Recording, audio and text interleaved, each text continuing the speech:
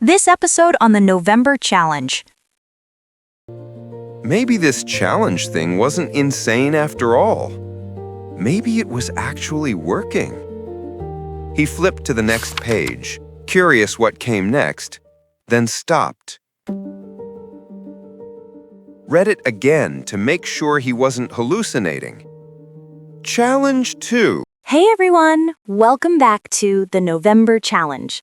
Previously, Ethan wore his clothes inside out, got laughed at by everyone, then somehow Maya called it avant-garde and cool. Meanwhile, Zach's watching from the shadows, pissed his revenge plan backfired. If you're enjoying this teenage chaos, hit subscribe and leave a comment. Let's see what mess Challenge 2 gets Ethan into. Episode 4. The Promise. The November Challenge.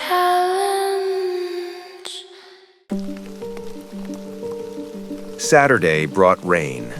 Steady, persistent drizzle that turned everything gray and made the world feel smaller somehow. Ethan sat at his desk, the November Challenge diary open before him. Yesterday had been unexpected. Good unexpected. The inside-out clothes there had transformed him from invisible to interesting. Maya had noticed him, complimented him, called him cool. Maybe this challenge thing wasn't insane after all. Maybe it was actually working. He flipped to the next page, curious what came next, then stopped. Read it again to make sure he wasn't hallucinating. Challenge 2. Write an anonymous love letter to someone you admire. Oh no, no, no, no. A love letter? To Maya? Because it would be to Maya. Obviously. Who else would it be? And now the diary wanted him to write it down? Put his feelings into actual words that could be read and judged and possibly laughed at? This was different from wearing weird clothes. This exposed something real, something vulnerable, something that could actually hurt. Ethan stared at the blank paper in front of him. How did you even write a love letter? What were you supposed to say? He put pen to paper, started writing. Dear Maya, I think you're really special. He stopped, crossed it out. Too cliché, too generic, too nothing. He tried again. Maya, I've wanted to tell you for a while that... No, still wrong. He crumpled the paper, tossed it at his trash can. Missed. This continued for nearly an hour.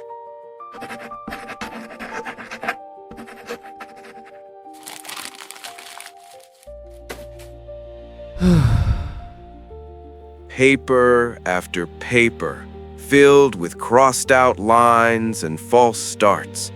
His trash can overflowed with crumpled failures. The pile on his floor grew. Each attempt felt worse than the last. Too formal, too casual, too desperate, too distant. Nothing captured what he actually felt. Nothing sounded real. Ethan dropped his pen and put his head in his hands. This was impossible. Maybe he should just skip this dare, move on to the next one, pretend he'd never seen it. But that felt like giving up, like admitting he was still the same scared kid who never took risks. He picked up the pen again, pulled out fresh paper, and this time, instead of trying to sound impressive or poetic or whatever he thought a love letter should be, he just wrote. Honest words, true words, the kind you'd say if you weren't afraid. I don't know if you'll ever know who wrote this, and maybe that's okay. I just wanted you to know that you make the world better just by being in it. Not because of how you look, though you're beautiful, but because of how you treat people. You see people, really see them, in a way most people don't. You make people feel like they matter. You make me feel like I might matter. I know I'm probably not brave enough to tell you this in person, and I know this letter probably isn't enough to express everything I want to say, but I wanted you to know that someone notices. Someone sees how special you are. With admiration and hope, someone who wishes he were braver. Ethan read it over. Once, twice, 3 times. It wasn't poetry. It wasn't some grand romantic declaration, but it was true, and truth felt more important than perfection. He carefully folded the letter, slipped it into an envelope, wrote Maya on the front in his neatest handwriting, then sat back, staring at it. The reality settling over him like cold water. This wasn't just a dare anymore. This was real. His actual feelings, written down, about to exist in the world where they could be rejected or ignored or worse. What had he done? The weekend crawled by. Saturday afternoon, Saturday evening, Sunday stretched out forever. The letter sat on his desk, sealed and ready.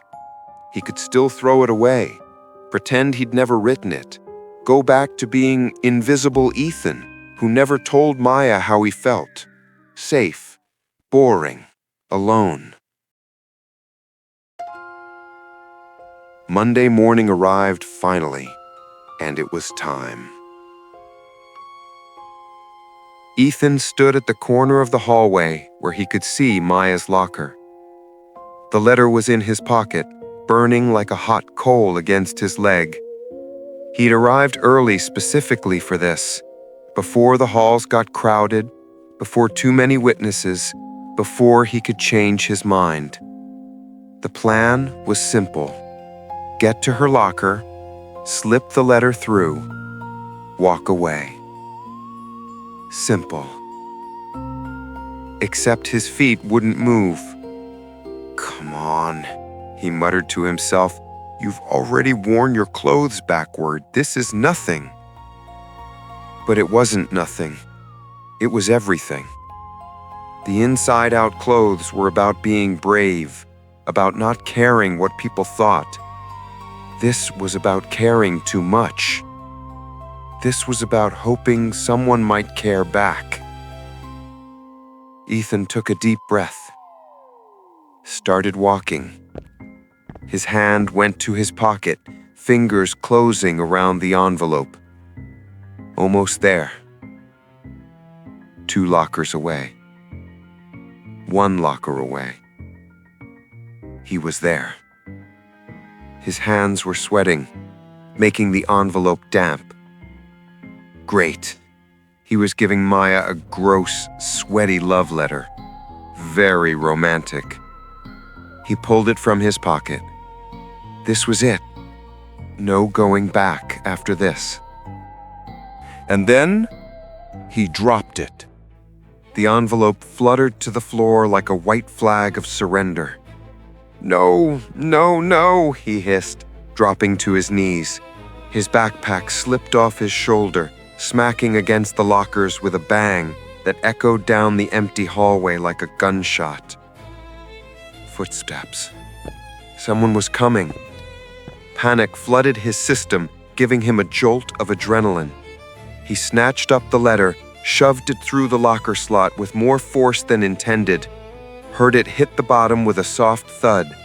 Then he was moving, walking fast, not quite running, but close, away from Maya's locker, away from what he'd just done, around the corner, out of sight. He collapsed against the wall, his heart hammering so hard it hurt. He'd done it. The letter was delivered. There was no taking it back now. Third period came and went. By lunchtime, the rumors started. Ethan sat in the cafeteria, pushing food around his tray when he heard it. Two girls at the next table, talking in excited whispers that weren't actually quiet at all. "Did you hear about Maya? Someone wrote her a love letter." "No way! Who?" "Nobody knows. It was anonymous." The whispers spread through the cafeteria like wildfire, table to table, friend group to friend group. Within 20 minutes, it seemed like the entire school was talking about Maya's mysterious love letter. Ethan kept his head down, tried to act normal, tried to pretend his heart wasn't trying to escape his chest. Then he saw her. Maya stood at the cafeteria entrance with her friend Jessica, both of them holding the letter. She was happy.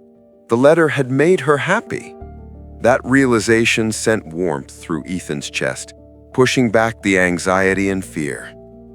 Whatever else happened, whatever came next, he'd done something that brought joy to someone he cared about. That had to count for something. What Ethan didn't see was Zach Morrison, 3 tables over, eyes narrowed, watching Maya's reaction with the careful attention of someone planning their next move. Zach's mind was already working, already figuring out how to use this. The love letter was perfect, sweet, vulnerable, genuine, which meant it would hurt that much more when everyone found out who wrote it, when the romantic gesture became public humiliation, when Ethan's private feelings became everyone's entertainment. Zach pulled out his phone, started typing. A slow smile spread across his face. The game was getting more interesting.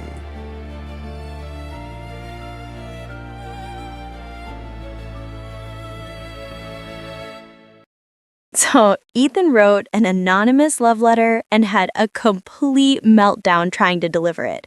The shoving it through the slot like he's disposing of evidence. When you're a teenager, absolutely everything feels like life or death.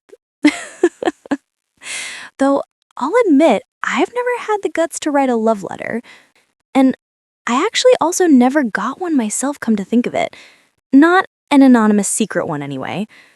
The closest I got to it was someone drawing a heart shape on a swimsuit I put up for drying after pool at summer camp. That mystery was never solved, by the way. What about you? Have you ever gotten one or written one? Share your stories in the comments below. New episodes every Tuesday and Friday at 2 p.m. Eastern. And trust me, Zach's got plans. See you Tuesday.